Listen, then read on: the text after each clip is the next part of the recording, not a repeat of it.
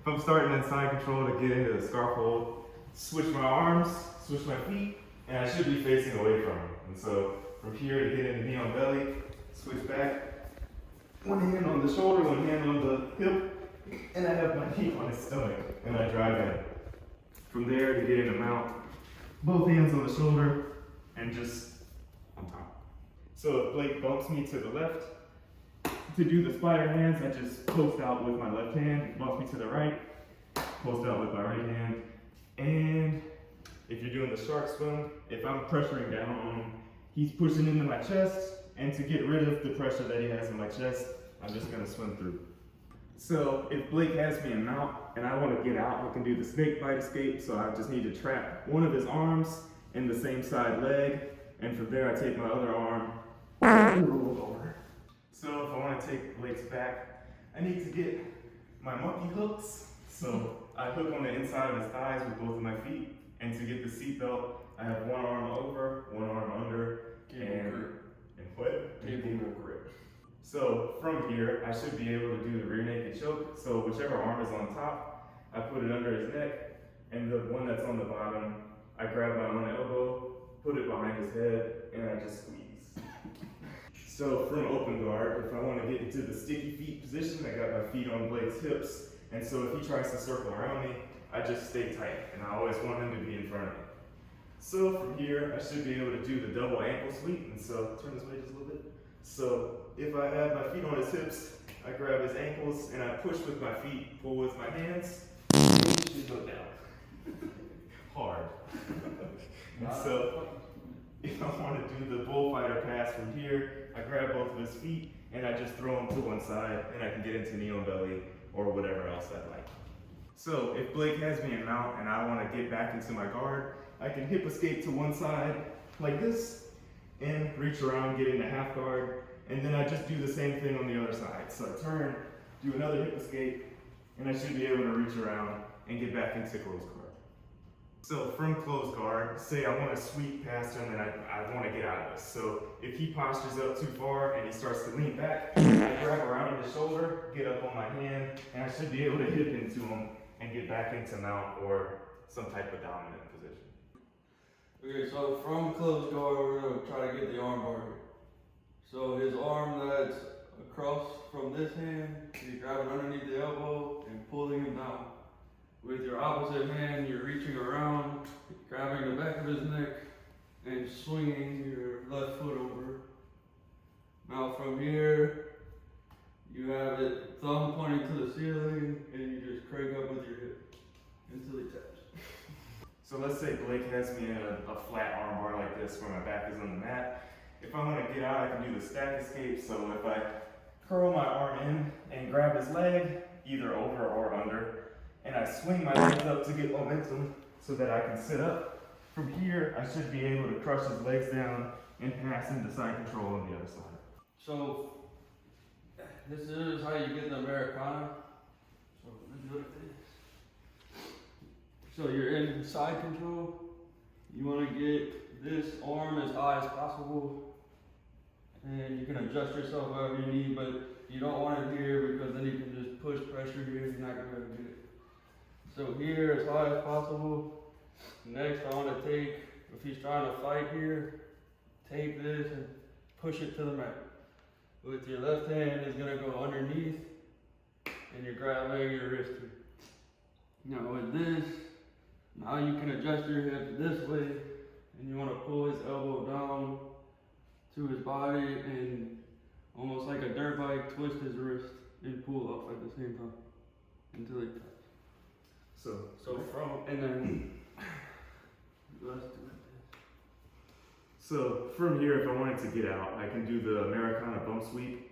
So if I take the hand that's not being attacked and I make a little C grip, I should be able to put it into his armpit and bump up at the same time. So all in one motion, it would look like this, and I sweep him over into side control, and I can do the Americana if I wanted to. Okay, so these are the combinations 1 through 5. So number 1 is just a jab, and you don't want to be standing too much sideways because it's just stupid. So stand square, when you punch, that front leg should be coming with you forward. So one would be a jab. So here, the next one, number 2 is a jab cross. Jab cross. And always make sure the hand you're not swinging with, not punching with, comes to your feet. So 2 again, jab cross. 3 is jab cross hook. 4, jab cross hook.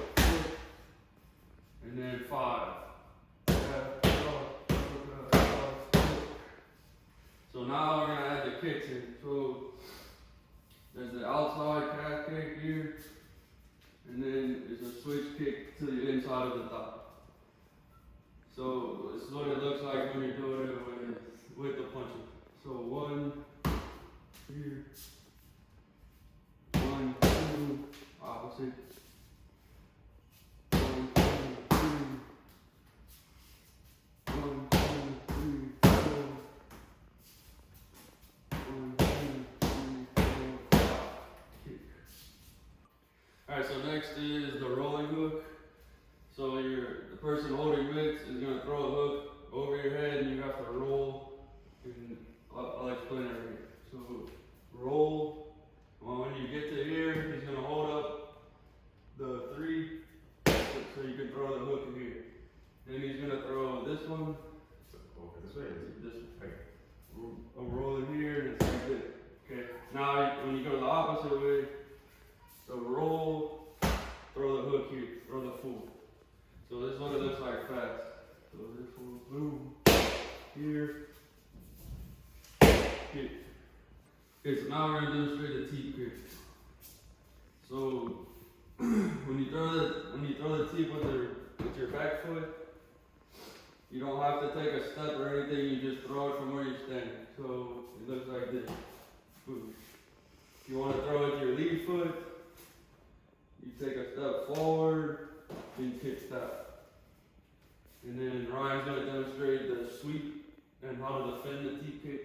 So if I want to swing his teep, so if you throw it with your back leg, I always want to push his leg out to where he's facing the outside. So I don't want him to still be square with me after he throws his teep. So do the other leg.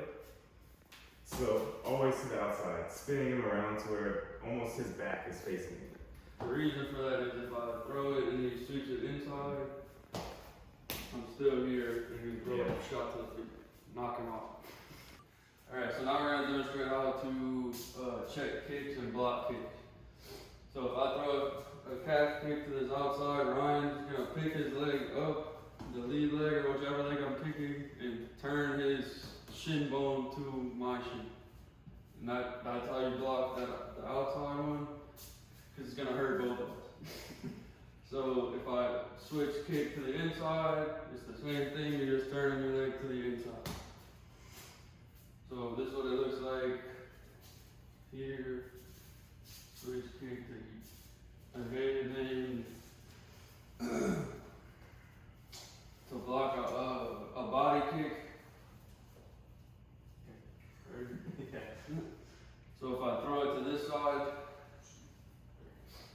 if I throw the kick here, he's going to want to come down, bring his elbow down on the outside of the thigh, not on the inside. You want your elbow to the outside and up, just bringing the knee up. So You can do that. Alright, that's good. okay, so the last thing is the spinning side kick. So you're going to stand sideways, you take a step with your lead foot, you're turning, and as you're turning, you want to make eye contact with his body. Once you do that, that lets you know it's ready to kick. Because you don't want to do this and while you're turning, you can kick because you're never going to hit him. So this is what it looks like fast. So here, and then kick.